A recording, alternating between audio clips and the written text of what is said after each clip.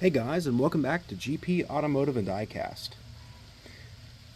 Today I bring you this kind of unique and rare Maisto 118 scale Road and Track Special Edition Dodge concept vehicle. So this 118 scale model was based off the Dodge Copperhead concept, which to my understanding was kind of the poor man's Viper. It did have a V6, and well, this prototype never really got in production and, well, kind of faded away. You know, back then, in the early 2000s, there was some really neat and weird concept cars coming from America, and a lot of them, didn't make it, and some of them did, like the SSR, the Ford Thunderbird concept, and, the HHR panel cruiser, and the HHR and the PT Cruiser. So some weird, quirky cars that sometimes people hate or love, and, well, I like this one. This one's a very neat one, and it's quite unique as well. This Road and Track Edition was a special edition sold exclusively at Walmart's back in the 90s, and this one's in fairly good condition. Limited one of 12,000. This is a very neat box, and on the back it shows you the other models that were in the series. There was 1 series, 2 series, and 3 series, and basically just there was 3 series, and all of those, in order. The first series, second series, third series, they just go later in the years of Maisto. And you have some cool ones back here as well. You can read that, pause that, or it actually gives you the spec and the pricing and 0 to 60 and top speed of each car, which is pretty cool.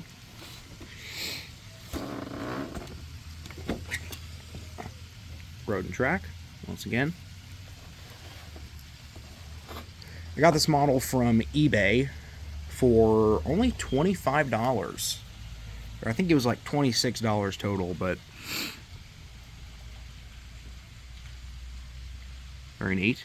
As you can see, manufactured under license from, whatever, blah, blah, blah, blah, blah. Sold exclusively, manufactured exclusively for Walmart Stores Incorporated. So, there you go.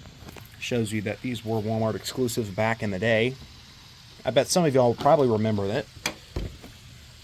Those of the people who remember maybe going to the toy section back in the day, finding these on the shelves. And this one, well, it could pass as a pretty darn close to new condition. There's a little bit of wear to it, but all the plastic's intact and everything. It looks very nicely.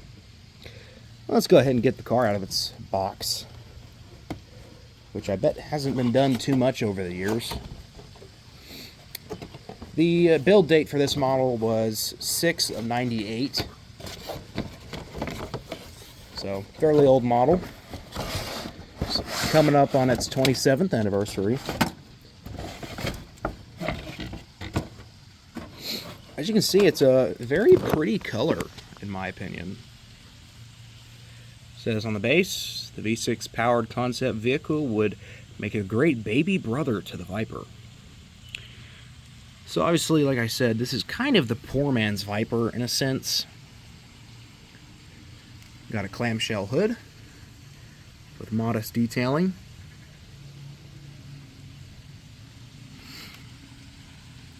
Functional hood vents, which are really neat. It would have been kind of interesting to see this car come out, but once again, you also have to remember Chrysler and Plymouth were making the Prowler, so this would kind of be Dodge's version of the Prowler. And it looks like that might have been a manual transmission, so that would have been very neat. Now, that interior, boy, doesn't it kind of look like a Copperhead? Kind of. Now, they probably made it look like that for purpose, but it kind of looks like a head of a snake, kind of. Maybe like a, what are those called? King Cobras? Of course, it's not supposed to be a Cobra, but, like the head flanges or whatever that's on that thing, kind of looks like that center console, in a sense. Now, it could be me, but do have a rear opening, where the convertible roof would fold down into, and maybe that's a little bit of a trunk, too. Now, these are sports roadsters, not family haulers, so excuse me, you kind of, lacked in some department with space, but back you got your Dodge license plate and your dual exhaust. Oh, I never saw that. It says Copperhead.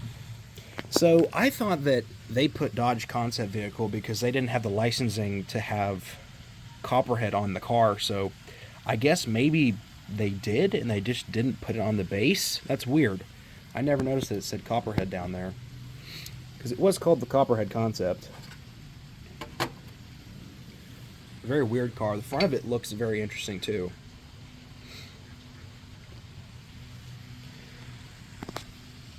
Looks like you got 2 speakers back there.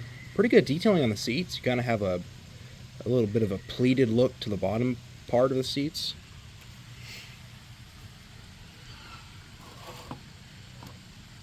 Let's go ahead and try to open it. I said open it. Take it off the base. And then you have a similar version, like the Premier Edition boxes had the little display stands, and this one has the same thing. So the showroom display. Let's see, what's the best way to do this? Let's see. Let's just throw it down right here. But anyway, you know, I'm not really sure pricing on these usually on these road and track versions of the Copperhead concept. Now the non-road and track versions go for pretty cheap.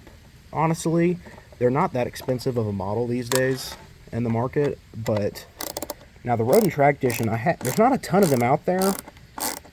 There's a couple, and if you do find them, they'll tend to be a tad more expensive just because they're a little bit rare. Well, the rarest version of the Copperhead concept you can find. Anson did make one too. Anson models. They're long gone in the market of diecast. They went bankrupt. I'm not even sure really when. Probably in the early 2000s. That's when a lot of them went under. But, well, here's the model. And I believe you have full suspension. Yep, it's, you know, slight suspension because this car is, you know, very low to the ground, but you do get a little bit of action right there. You do have full steering with your removable steering wheel. Pretty standard features that Maisto was offering back in the day. It's a very weird and I think good looking car. Kind of a weird looking fin back in the back. Got some pretty good looking wheels. And underneath is fairly well detailed. You have good dual exhaust action happening right there with your catalytic converters and mufflers and stuff. Looks good though. Overall, I think this model is a very good rendering of the Copperhead concept from Maisto. If you have any thoughts on this model or the Road and Track series, if you do remember that from Walmart back in the day of, you know, back when they were doing that exclusive line for Walmart, or if you remember this car or anything. I wish I went to the Detroit Auto Show back in the early 2000s. Man, you would have seen some pretty weird cars.